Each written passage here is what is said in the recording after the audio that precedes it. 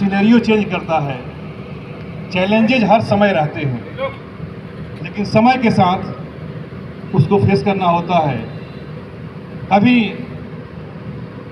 Problem भी अलग थे, उसको अलग ढंग से फेस करते थे, क्योंकि वो दौर अलग था।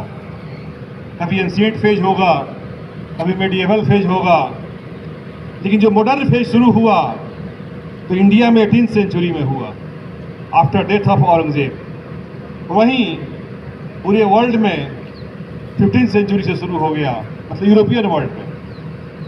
और इसको फेस करने का ढंग भी अलग अलग होता है, क्योंकि युग के अनुसार, समय के अनुसार समस्याओं को फेस किया जाता है। आप देखोगे कि जिस समय इंडिया को इंडिपेंडेंस मिला, उस समय दो ही बातें थी, क्योंकि IAS IPS तो कंपटीशन से तैयार हो जाते हैं, लेकिन उस समय देश के लोग कहते थे कि दो चीज़ें चाहिए, अच्छे इंजीनियर चाहिए, अच्छे डॉक्टर चाहिए और अच्छे टीचर चाहिए। 90s में इकोनॉमिक रिफॉर्म शुरू हुआ 1991 में, और उस समय गवर्नमेंट ने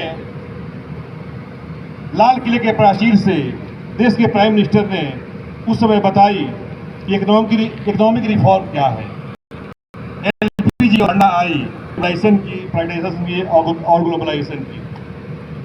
लिबरलाइजेशन में 3D का कंसेप्ट आया, D licensing, D control, D regulation.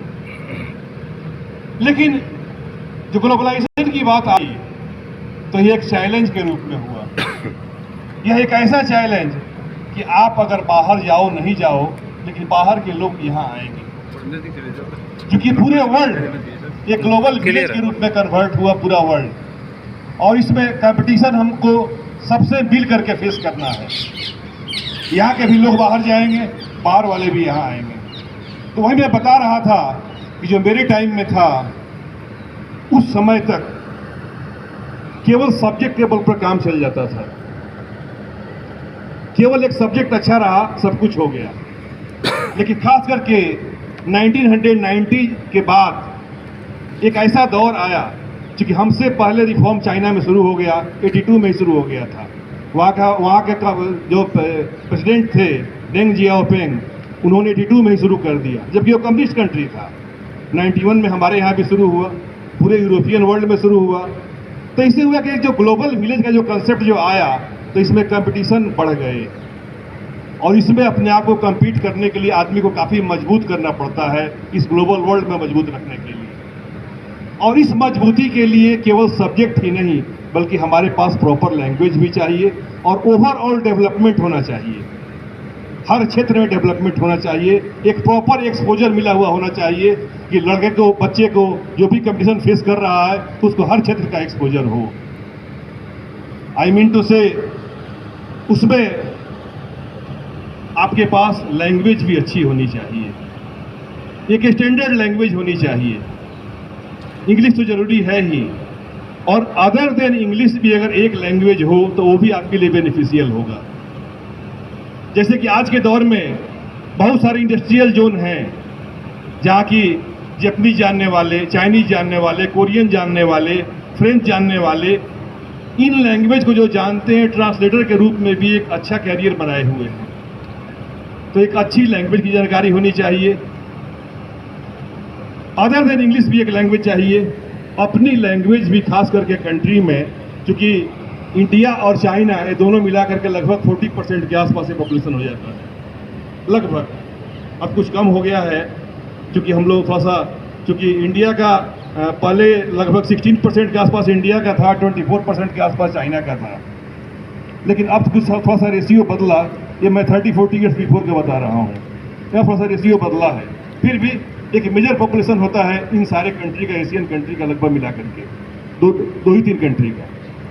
तो इसमें आपका भी एक स्टैंडर्ड लैंग्वेज होना चाहिए, क्योंकि इसको भी जानने वाले की संख्या काफ़ी अधिक है। अदर देन इंग्लिश भी एक लैंग्वेज होगी तो हम यूरोपियन कंट्री किसी के साथ हम वहाँ आराम से कॉम्पिटेंट हो सकते हैं, वहाँ काम कर सकते हैं, वो अच्छा कर सकते हैं। इसलिए प्रॉपर लैंग्वेज के रूप में अपने आप को सब्जेक्ट के साथ साथ एक लैंग्वेज होना चाहिए। दूसरी बात, कि स्टूडेंट को कुछ न कुछ आदमी का कल्चरल एस्पेक्ट भी होना चाहिए। डांस तो सारे लोग ही जानते हैं, सारे बच्चे ही जानते हैं, लेकिन इसके साथ साथ एक इंस्ट्रूमेंट भी सबको आनी चाहिए। अधिक नहीं तो मैं ये चाहूँगा कि सारे स्कूल पूरे एक एक बच्चे को कम से कम जनगण मन पर और वंदे मातरम पर एक इंस्ट्रूमेंट बजाने आए। उससे अधिक जिसको जो सीखना है तो सीखते रहेगा, लेकिन एक इंस्ट्रूमेंट सबको आए। एक गेम से मुझे सबको जोड़ना है, जो कि फिजिकली फिट रहने के लिए एक गेम जरूरी है। तो ओवरऑल डेवलपमेंट तभी हो सकता है जबकि ये चीज़ होगा। प्रॉपर लैंग्वेज इंप्रूव करेगा, इसके साथ एक गेम से जोड़ेंगे, इसके बाद से एक इंस्ट्रूमेंट से जोड़ेंगे, उसकी क्षमता के अनुसार, क्योंकि सारे लोग फुटबॉल ही नहीं खेल सकते हैं, लेकिन इंडोर आउटडोर मिला करके सबके पास एक गेम होना चाहिए। तो कॉम्पिटेंट होने के लिए हमको ओवरऑल डेवलपमेंट करना होगा, और इसको लेकर के हम समय के साथ एक टैलेंट सर्च भी चलाएंगे पूरे स्कूल में, ताकि टैलेंट सर्च में देखा जाए किस बच्चे में क्या प्रतिभा है, कौन किस गेम लायक है, कौन किस इंस्ट्रूमेंट लायक है, क्योंकि पढ़ाई के साथ साथ ये सब भी उतना ही जरूरी है।